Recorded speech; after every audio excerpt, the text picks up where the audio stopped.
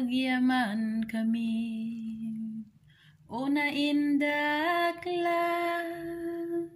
Diyos Ama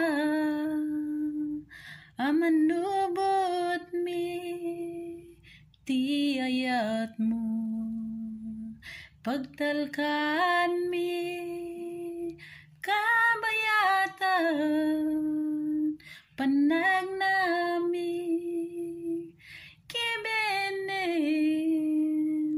idalanaka itibiyag napnuan yan.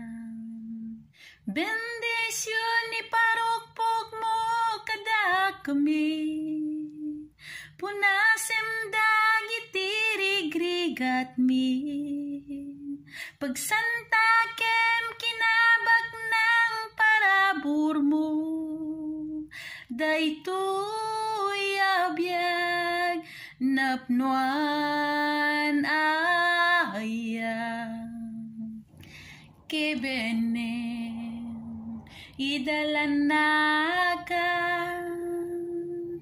kabayatan panagnami sikat silaw kenamnaman itibiyag napnuan yan.